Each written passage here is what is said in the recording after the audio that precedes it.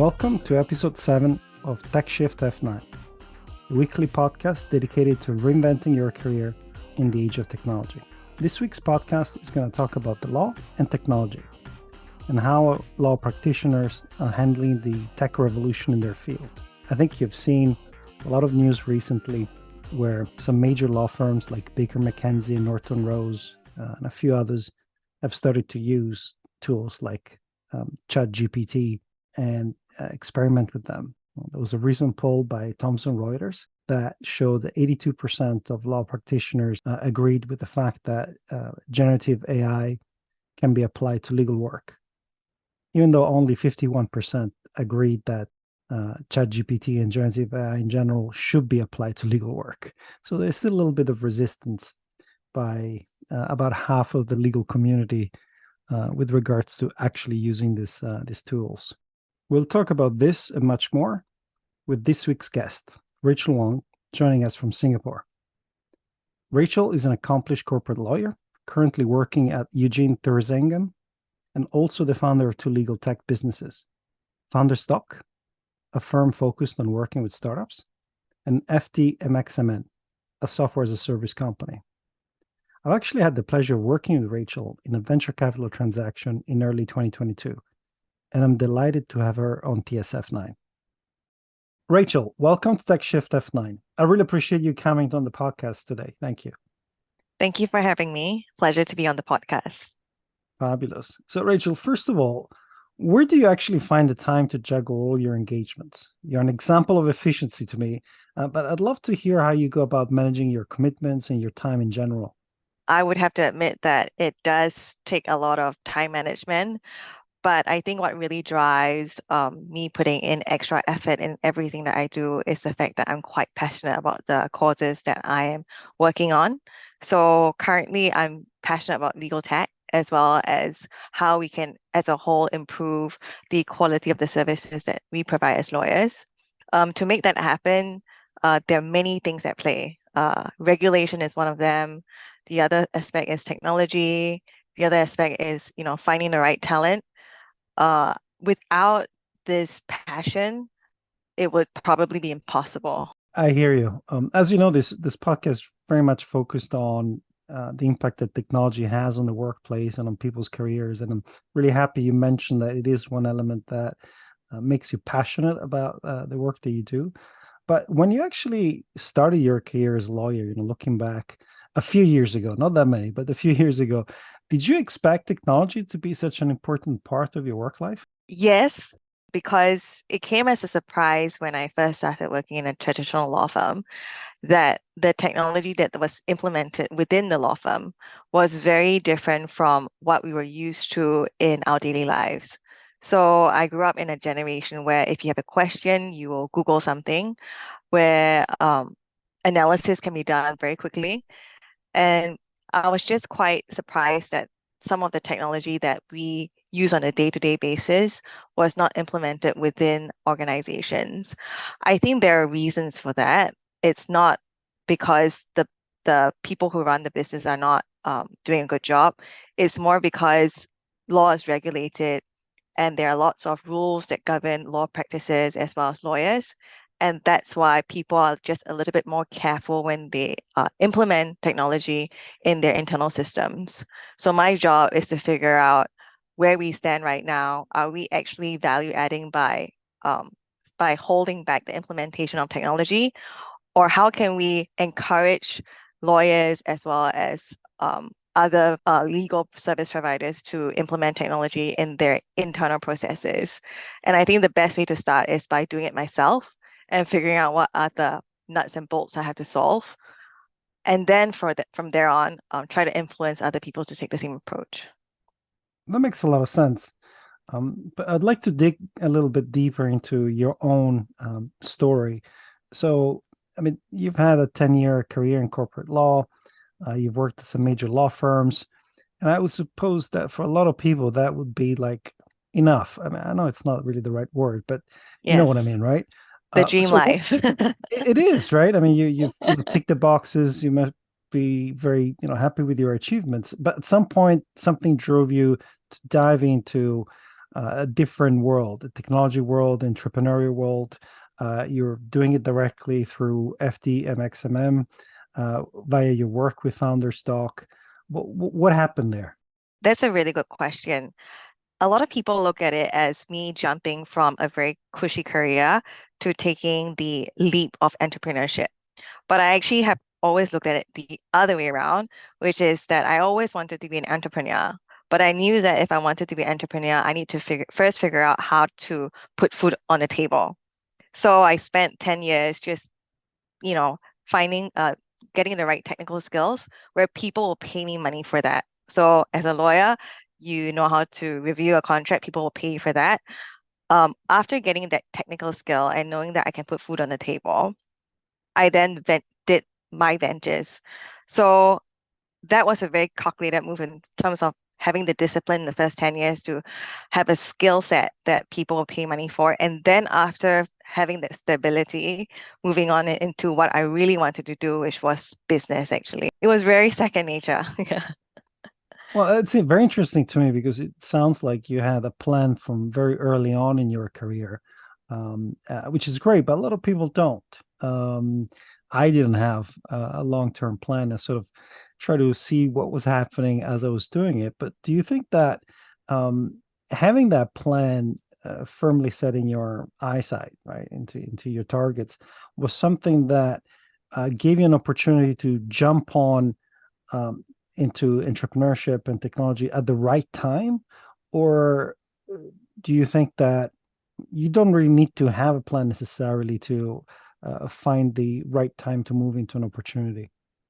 That's a good question as well. I think it depends, and that's a very lawyer answer, on the person. So some people just prefer to have a plan. Other people like to respond to situations. And it really takes a mixture of both in order to succeed. So if your plan is too rigid, you will not be able to respond to situations. And as part of, running a business, you need to seize an opportunity when the opportunity comes by. You need to be ready to conquer it. But at the same time, you cannot also jump before the market is ready. Because if you do that, you probably will be forcing a product or a service down someone's throat, and that's going to cost a lot of it's going to cost a lot of effort as well as money and time. So it has to be a mixture of both in terms of having a long-term structured plan for me, and then being flexible enough to say, okay, maybe this is not the right time to do it, um, or maybe I should do it earlier. So my plan actually initially was to start my own business at 31. Because of COVID, I happened to start my business a little bit earlier at 29. So that was 2 years before what I anticipated. But I think what drives most entrepreneurs is boredom. So if you're a natural businesswoman or businessman, you just cannot sit still. You would just want to constantly solve another problem. And I think during COVID, I was very bored. So I was like, okay, Mm. this is the right time to start something new. And when you're stuck at home, you're in quarantine at home, your mind starts running wild. So you start experimenting with lots of different softwares, you start reaching out to people. And that was the genesis of how I started a bit earlier than what I planned. So it's good to see that COVID wasn't all that bad necessarily. At least in your case, it gave you an impetus to move ahead with your plan a little bit earlier. What I find fascinating about your story is that you really straddle two worlds that couldn't be further apart potentially. You have legal world, which is very set in its ways in general, which is from the outside may seem a little stuffy and old fashioned, and you are in the tech space where everything moves quickly, where it's all about innovation and change, and you're dealing with, I suppose, two sets of very different peers and colleagues and clients. Do you have yourselves two personalities to deal with this, or how are you managing that communication and that style of business? That's a really good question. I say for calling myself bipolar, hopefully I'm not. I think it's just being a little bit of an actress within me. So when I am with a more structured organization, I try to fit within the mold and I try my best to respect the rules that they have. And when I'm amongst techpreneurs, I try to speak their lingo as well so that they feel a bit more comfortable talking to me. Very simple things like if you go to a startup event and if you dress like with a tuxedo or a very formal dress, people would just not be so open to talking to you. On the flip side, if you go to a very formal lawyer event and you come in with your t-shirt and denim jeans, nobody's gonna talk to you either. So, trying to blend in and respect the rules of each system kind of helps. But at the same time, I do think that it's just fascinating to experience the best of both worlds. Because on the lawyer side, there are rules put in place for a reason. But with the knowledge that I have from the startups, I can then try to explain to them what are the perhaps difficulties that the industry is facing, or what are the potential things that we can learn from startups that could be implemented within the legal system. And on the flip side, most startups are very business driven. They run really quickly and they may forget about compliance and regulation. And that's where slow them down a little bit sometimes and say, okay, I know you want to um, do 101 things and it's all very important to you, but maybe sometimes it's worth it to slow down and put some checks and balances in place so that you can run faster in the long run. I couldn't agree more. Having come myself from a traditional business world in the banking space and now dealing with working at the startups and dealing with other startups, I can definitely see the pull that sometimes innovation requires into getting things done fast and maybe not necessarily right. But at the same time, that's sometimes you need that. And I think as a lawyer, you bring an incredible wealth of experience on making sure that ideas can become a reality, right? Anything that any service, any product that is sold needs to go through, regulations, a legal review. There are contracts in place, so you essentially through your work can enable all these innovations coming through. But one big innovation that is definitely the talk of the, I wouldn't say of the, but probably the year, is generative artificial intelligence. And particularly, I think in the legal space, there have been quite a few announcements with certain law firms essentially trying to use Gen AI, not to necessarily replace lawyers, but maybe the paralegals. I'm joking, of course, but it's certainly an area where it can be very empowering, but also a little bit scary, perhaps, for someone who's looking to become a lawyer, for example. And sort of already forcing these individuals to get to grips with technology, right? It's like, oh, I'm a lawyer, I don't need to know tech. Actually, you do. What's your opinion on that? Yes, I think there's always two ways to approach technology. One is to be afraid of it and be afraid that this will take away your job. The other way is to embrace it and try to use technology to enhance your service. I think one of the big complaints that people have about lawyers is that they're slow, they're expensive, and with Google, most people who can read English or the native language that's used for their contracts may try to make do without a lawyer. So I feel that the lawyer's job of trying to justify the expenses that's being paid for legal fees increases because we have to really show our client what is the value add we're bringing. So from that perspective, there are two ways we can look at generative AI. We can either be afraid of it, or we can say maybe we can use these services to enhance the speed as well as accuracy of our delivery. Now, we also hear of horror stories where people cite cases from ChatGPT in the US, and these cases were entirely made out. So, in that instance, it's not really a case of AI doing something wrong, but more of the lawyer not even double checking that the case existed. So, I don't think that lawyers' jobs will be removed as a result of AI or generative AI. I do think it will increase our work-life balance, which is something that lawyers should really try to improve on. And I do think that we should try to see how we can embrace generative AI and include it within our workflows. And that will be a very interesting journey.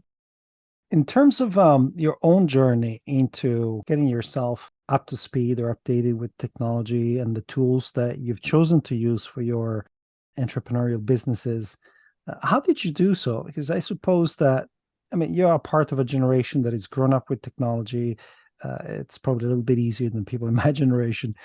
But at the same time, with a full-time job in a very old-fashioned business, if you let me say that, you really Yes, had to push yourself to learn, right? And so, what was that journey like for you?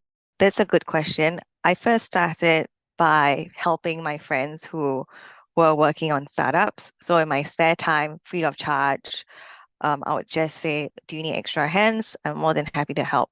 So I saw from inside the startup process of launching a product or launching a business when they're very, very young. From there, I adopted some of the things that they use. For example, using Slack, for example, is actually a really helpful tool. In the law firms that I used to work in, a lot of correspondences are exchanged through email. Um, and then implementing technology which is safe enough that can help increase efficiency would be really helpful. So that was how I started. First, observing what the startups were doing, observing what the other business practices were doing, observing what established businesses were doing, and figuring out whether I can try to implement these processes within my own system as well. Not everything works, not everything is secure, but the beautiful thing about products such as Slack is that they also evolve and innovate over time. So the Slack that I used 2 years ago looks different from what it is today. Very simple features like Huddle and drawing and doodling on Huddle. These features did not exist when I first started my business. So running alongside technology was very helpful, and it just came naturally because you're just naturally curious.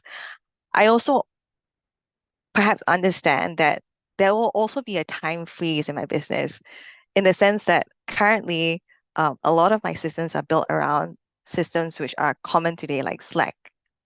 But in 20 to 30 years, there will be another system that's built up.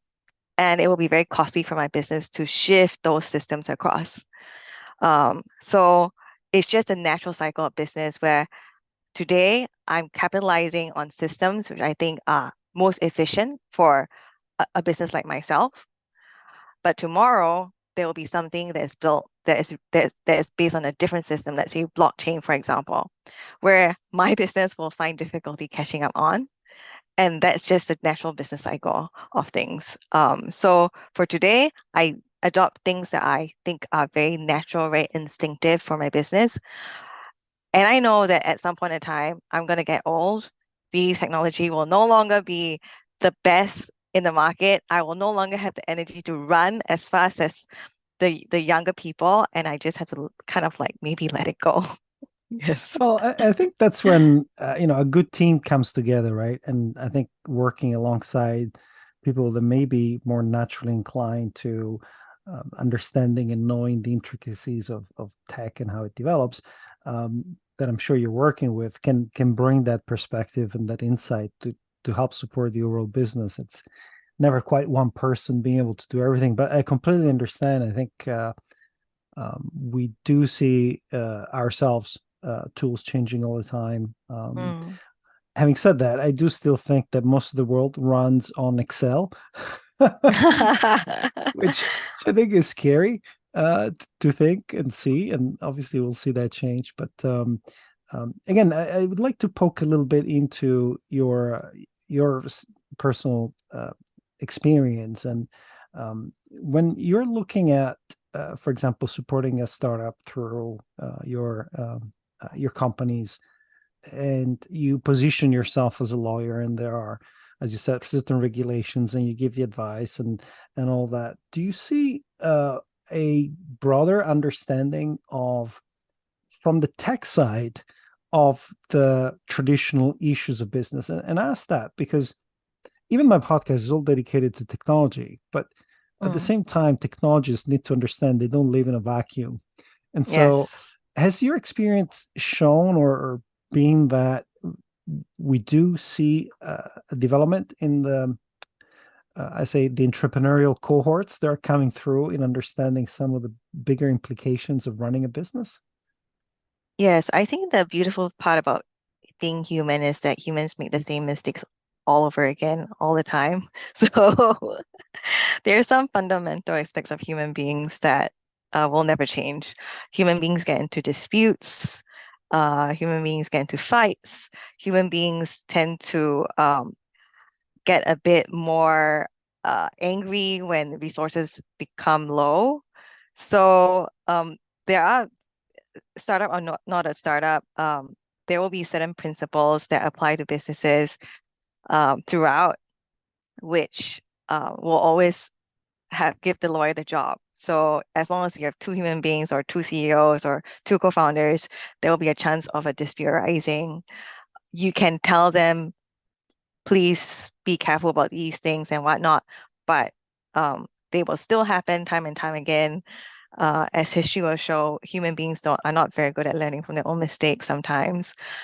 Um, and but I do think with Google and with a more educated population throughout, and with more support for the startup system, entrepreneurs are getting more knowledgeable. So they now do understand that there are certain risks that they have to be aware of.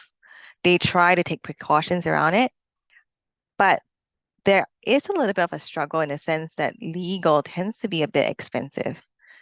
So entrepreneurs will then have to figure out for themselves, how much do I want to allocate on risk management versus growth? And this proportion will differ from entrepreneur to entrepreneur. So some entrepreneurs want to manage risk from day one. Some entrepreneurs will want to manage risk only after raising a significant amount of money. And most of the time, risk management is imposed by the investor.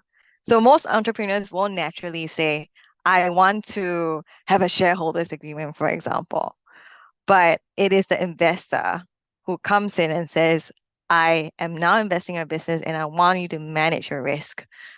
That's when most entrepreneurs start thinking about risk management. And that is not something that is, necessarily bad, because for most entrepreneurs, the reason why they are doing what they're doing is because they love taking risks. Someone has got to take that risk. And then that's where there's a bit of check and balance coming from the investors saying, like, well, we know you're the risk taker. That's why you have the appetite to run your startup. But at the same time, now that we are putting in our LP's money inside, we need you to start putting in some checks and balances and whatnot. So, everything does play out. Sometimes it tilts too much in one side. For example, in recent times, there have been quite a number of, cases of money laundering or alleged, fraud and whatnot. But this is how the ecosystem is meant to run. And, hopefully over time, we in spite of our human nature, will learn from our mistakes and try to improve over time. Yes. I agree. And I mean, I see that technology can definitely enable more transparency in governance, which also means being able to implement governance in a non-intrusive way rather than before Mm, having, this tough conversations around the board meeting and whatnot. Um, but something that the reason why I was very interested in that point is because I fear, with my experience and the people I meet, that there is clearly, particularly with startups that get to a certain stage, they've gone through maybe a seed stage in the Series A, Series B level, where they're really becoming proper companies, meaning mm, they have stable businesses or growing businesses, and now they're going to be having to do things at a more professional level, just to be very, very blunt. And that's where I think they can really take on a lot of people with skills complementary to the business that might have not come from the space of technology. And I hear a lot of these people interested in potential these opportunities, but also be a little bit fearful of dealing with people in a context of technology startups, very fast moving, where they feel a little bit out of place. But I'm glad to hear from your experience that those bridges are being built and this knowledge gap and I guess attitude differences are being smoothed over, surely through some legal work, but also I think through the natural evolution of the marketplace. Yes, and I feel that it's quite important for lawyers or even regulators to understand how technology works. Let's take, for example, the bank runoff in Silicon Valley. No one thought about the fact that people can withdraw cash really quickly these days with limited cash caps, which would result in a bank, having overnight lots of funds being drawn out.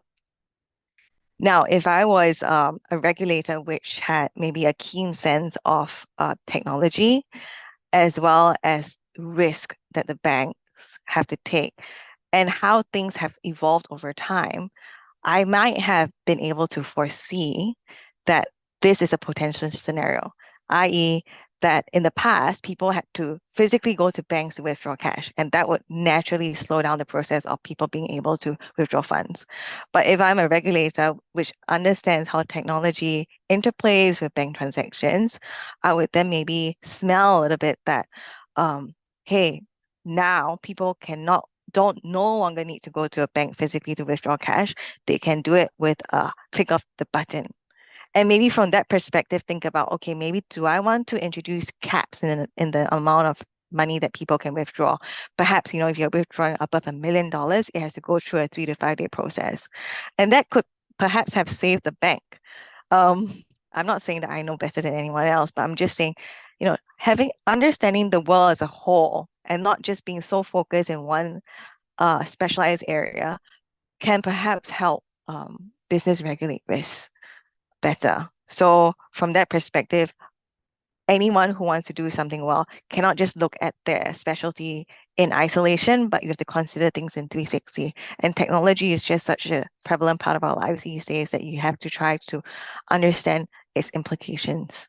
That's a great point, Rachel. And I think we're definitely seeing regulators. I'm not saying trying hard. I'm sure they're trying, but there's just so much to catch up on, and I feel the pain for them to some extent. Richard, we're coming up to the end of the show, and I would really like to finish this off with a question. It's a little bit more, I guess, maybe philosophical. I don't know.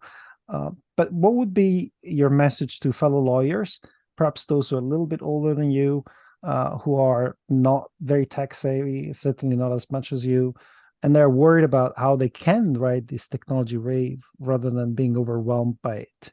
Is there any sort of advice that you would you give them? The lawyers who are older than me have nothing to fear about technology because I'm pretty sure their bank accounts are fat enough. But jokes aside, I do think that there will be very little to fear because uh, for most people, we are using iPhones, smartphones, things which are we are actually using technology on a day-to-day basis with very little um, manual needed, right? Or teaching needed.